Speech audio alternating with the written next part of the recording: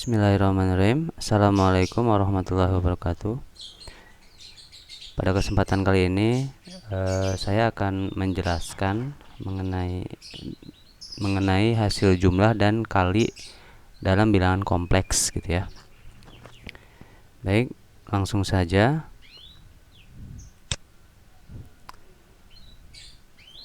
Nah, bilangan kompleks itu sendiri ya, kita coba definisikan dulu. Nah, di sini bilangan kompleks didefinisikan sebagai pasangan terurut X, Y yang merupakan titik di bidang kompleks. Jadi kalau sebelumnya pasangan terurut itu kita kenal di bidang Kartesius ya, Kartesian. Sekarang kita mindsetnya kita ubah, yaitu si pasangan terurut ini adanya di bidang kompleks. Jadi bilangan kompleks itu mewakili XY ya, dimana sumbu X itu mewakili bagian realnya, sedangkan sumbu Y mewakili bagian imajinernya. Jadi seperti yang kita ketahui ya, bahwa bilangan kompleks itu kombinasi antara bilangan real ditambah dengan bilangan imajiner gitu kan ya. Nah, kalau digambarkan itu mungkin seperti ini ya. Ini sumbu X nya ini kita sebut real Z, RLZ. Ini imajinernya. Dan ini bentuk bilangan kompleks, ini titiknya nih. Titiknya berarti X, Y. Gitu ya. Jadi bilangan kompleks XY itu dinotasikan sebagai X ditambah YI. Gitu. Jadi penulisannya boleh secara pasangan terurut, bisa juga secara penjabaran kayak gini. X plus YI atau IY gitu ya. Dimana si X nya ini adalah bagian realnya ya, bagian realnya, sedangkan Y nya adalah bagian imajinernya. Contohnya gini, misalkan kita diminta untuk mengkonversi bilangan kompleks ke dalam pasangan terurut. 3 itu kalau dikonversi ke bilangan kompleks gitu ya, itu sama aja dengan 3,0, ya kan? Karena di sini nggak ada elemen imajinernya. Jadi kalau kita tulis bentuk lain juga bisa sama ya. 3 ditambah 0i, ya kan, sama. Sedangkan kalau 2 tambah 3i itu sama aja dengan 2,3. Jelas ya, itu mengkonversi bentuk bilangan kompleksnya. Nah, berikutnya untuk menjumlahkan dan mengalikan bilangan kompleks. Nah, ini sebenarnya nggak jauh beda dengan bilangan biasa ya, bilangan aljabar. Gitu. Di sini didefinisikan ya. Jadi kalau ada dua bilangan kompleks, sebut saja Z1 dan Z2, itu didefinisikan sebagai untuk penjumlahannya seperti ini. Bagian real dengan bagian real ya tinggal tambahkan ya, bagian yang sama. Jadi real dengan real, imajiner dengan imajiner, itu ditambahkan aja. Seperti itu. Jelas ya, itu definisinya. Ini saya sumbernya dari Churchill ya. Berikutnya untuk perkaliannya itu didefinisikan sebagai X1, Y1 dikali X2, Y2 itu sama aja dengan X1, X2 dikurangi Y1, Y2. Ini menjadi bagian real hasil perkaliannya. Yang bagian imajinernya bentuknya adalah X1, Y2 ditambah Y1, X2. Gitu ya, ini tolong diingat. Contohnya gini, misalkan kita punya I kuadrat. I kuadrat itu kan I kali I ya. Ya kan? I. Ya, imajiner nih. Imajiner dikuadratkan itu kan I kali I. Dalam bidang koordinat, I itu kan berarti 0,1. Ya kan? Bidang kompleks ya. Dalam bidang kompleks itu titik 0,1 karena di sini nggak ada realnya ya, cuman imajiner 1 doang.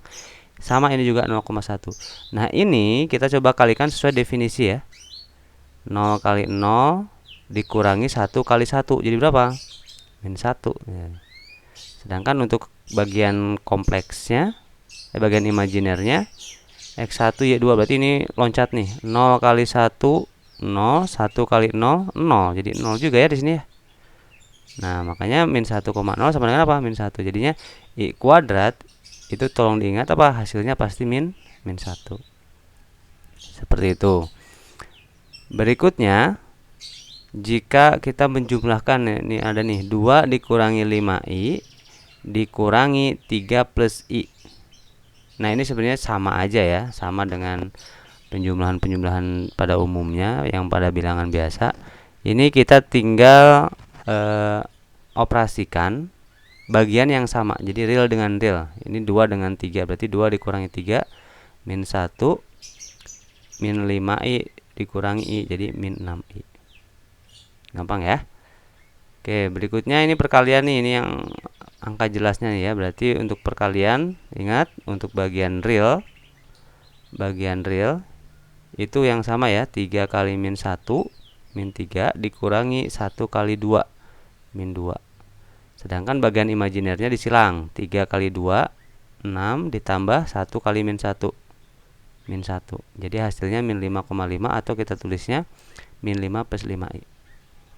Ya, jadi saya harap ini definisi dari perkalian dan penjumlahan ini sudah hafal dulu ya, sudah hafalkan supaya nanti ketika ada soal terkait penjumlahan dan perkalian bilangan kompleks sudah tidak bingung lagi. Baik, kita lanjutkan ke sifat dasar aljabar yang memenuhi bilangan kompleks ya, yang terdapat pada bilangan kompleks. Yang pertama, bilangan kompleks bersifat komutatif ya, baik penjumlahan maupun perkalian. Jadi Z1 tambah Z2 itu bernilai sama dengan Z2 tambah Z1. Begitu juga perkalian, Z1 kali Z2 sama dengan Z2 kali Z1. Jelasnya itu komutatif. Berikutnya bersifat asosiatif, pengelompokan ya. Sama juga ini berlaku pada operasi penjumlahan maupun pada operasi perkalian. Jadi asosiatif itu kan kalau ada 3 bilangan kompleks ditambahkan, kita bebas mengerjakan yang mana dulu gitu kan maksudnya. Itu asosiatif. Misalkan kita kerjakan Z1 dengan Z2 dulu, baru hasilnya nanti dengan Z3, itu akan sama aja ketika kita mengerjakan Z2 dengan Z3 dulu. Hasilnya baru tambahin Z1 itu sama. Begitu juga dengan perkalian. Sifat ketiga adalah distributif perkalian terhadap penjumlahan. Maksudnya seperti ini. Ini ada penjumlahan kompleks ya, bilangan kompleks dikali dengan Z. Nah, ini distributif. Jadi si Z ini kita distribusikan ke setiap suku yang ada di dalam kurung ini. Jadi dikalikan ya, Z kali Z1, Z kali Z2. Nah, ini saya yakin sudah biasa juga ya. Sama saja. Berikutnya ada elemen identitas. Ya, ingat elemen identitas itu apa? Kalau untuk penjumlahan, elemen identitasnya bernilai 0 gitu ya. Sedangkan untuk perkalian, identitas perkaliannya adalah 1. Jadi identitas itu adalah apa? Kalau identitas percumbahan itu bilangan gitu ya. Bilangan kompleks yang ketika ditambahkan dengan sembarang bilangan kompleks lainnya, itu tidak akan mengubah bilangan kompleks tersebut gitu loh. Gitu ya. Kalau 0 kan coba nih, Z ditambah 0 tetap aja Z. Makanya si 0 ini dikatakan identitas. Jelas ya, jadi elemen identitas itu adalah elemen yang ketika dioperasikan dengan sembarang bilangan kompleks, itu tidak mengubah bentuk dari bilangan kompleks tersebut gitu ya. Kalau penjumlahan berarti kalau ditambahkan tidak mengubah, yaitu 0 nih, Z tambah 0 tetap Z. Kalau perkalian yaitu 1. Kenapa? Karena Z dikali 1 ya, Z-nya itu berapapun sembarang bilangan kompleks ya. Z kali 1 tetap apa? Tetap Z. Itu makanya 1 ini disebutnya apa? Elemen identitas perkalian. Jelas ya. Nah, 0 ini kalau kita dinyatakan dalam bilangan kompleks bentuknya 0,0, sedangkan 1 kalau dinyatakan dalam bentuk kompleks itu 1,0. Berikutnya ada elemen inverse. Apa itu elemen inverse? Elemen inverse itu adalah elemen atau bilangan gitu ya, bilangan kompleks yang ketika dikalikan dengan bilangan kompleks lainnya itu akan menghasilkan identitas. Jelas ya. Sekali lagi, jadi elemen inverse itu adalah elemen yang kalau dioperasikan dengan sembarang bilangan kompleks itu akan menghasilkan identitas. Jadi di sini inverse juga ada 2 nih. Ada inverse penjumlahan dan inverse perkalian. Gitu ya. Nah, untuk inverse penjumlahan sebut saja kita ambil bilangan sembarang kompleks itu Z. Maka inverse penjumlahannya adalah min Z yang bentuknya min X min Y ya. Kenapa? Karena Z kalau ditambahkan dengan min Z hasilnya 0, sedangkan 0 ini adalah identitas penjumlahan. Jelas ya? Jadi seperti itu. Ini bentuk si inverse penjumlahannya. Sedangkan untuk inverse perkalian ya, bentuknya Z inverse Z pangkat min 1. Karena apa? Z kali Z min 1 sama dengan 1. Z pangkat min 1 itu kan per Z ya sebenarnya. Benar nggak? Z dibagi Z kan sama dengan 1. Nah, pertanyaannya mungkin kalau yang penjumlahan ini ada bentuk lainnya, si min Z itu bentuknya min X min Y. Kalau Z pangkat min 1 bentuknya seperti apa sih gitu ya? Mungkin pertanyaan seperti itu. Nah, coba kita gali lagi berarti ya. Nah, kita akan konstruksikan bentuk Z min 1 sebagai berikut. Caranya adalah perhatikan XY. XY itu kita ambil Z ya, ini ya, yang Z ini. Ambil aja sembarang bilangan kompleks yang lain. Sebut saja UV gitu ya. U-nya ini bagian realnya, V-nya ini bagian imajinernya. Jadi ini si si inverse-nya lah gitu loh. Kita nggak tahu kan, jadi makanya kita asumsikan sebagai UV. Ini karena ini inverse perkalian, si UV ini kita asumsikan inverse perkalian, maka kalau dikalikan hasilnya harus identitas perkalian. Siapa itu? Yaitu 1. Makanya harus sama dengan 1,0. Jelas? Oke, lanjut ya. Berikutnya, ini kan perkalian nih. Tadi kita sudah tahu definisi perkaliannya ya. Baik, coba kira-kira apa? XU dikurangi YV, betul. Terus koma XV ditambah YU, betul ya? Seperti itu. XU dikurangi YV, ini bagian realnya. XV ditambah YU bagian imajinernya. Jadi kalau kita padankan dengan yang sebelah kanan, maka si XU kurangi YV sama dengan 1 kan? Sedangkan yang bagian imajinernya itu akan bernilai 0. Jelas? Nah, dari kedua ini kita kan mau mencarinya bentuk U sama V kan. Ingat ya, tujuan kita adalah mencari bentuk si inverse ini kan. UV-nya apa sih? Ini ada dua persamaan, ada U, V, ada UV juga. Kira-kira idenya seperti apa nih untuk mendapatkan bentuk UV? Betul, sepakat. Jadi tinggal kita eliminasi saja kan ya. Eliminasi, nanti kita eliminasikan gitu ya. Jadi dianggapnya si XY yang ada di sini itu adalah koefisien ya. Yang variabelnya cuman UV. Nanti akan dihasilkan gitu ya. U-nya itu bentuknya X dibagi X kuadrat plus Y kuadrat. V-nya apa? Min Y dibagi X kuadrat plus Y kuadrat. Maka kita bisa simpulkan bentuk inverse perkalian Z adalah, ini kan UV ya tadi ya. Nah, bentuknya ini. Jelas? Oke, lanjut ya. Contoh penggunaannya nih ya. Tentukan hasil jumlah dan kali dari operasi berikut. Nah, ini mah yang sama tadi, tapi ini ada sifat distributif ya. Nih ada sifat distributif. Jadi kita coba selesaikan. Ini kita keluarkan dulu, buka ya kan. Ini dibuka. Ini kita kalikan nih. I dikali 1 kan distributif perkalian ya. Min I kali I nih. I jadi apa? I kuadrat. Gitu ya, II. Nah, ini kenapa jadi kayak gini nih? Betul, kita ingat ya bahwa I kuadrat itu nilainya berapa? Min 1. Makanya min 1 dikali akar 2 jadi min akar 2. Jadi kita sandingkan dengan akar 2 yang di depan gitu ya. Sedangkan min I dikurangi I ya jadi min 2I dong. Nah, ini akar 2 dikurangi akar 2 jadi 0. Ini hasilnya min 2I. Gampang ya? Berikutnya perkalian. Nah, ini ada perkalian 3 nih. Nah, ini berlaku sifat apa? Asosiatif, bebas ya.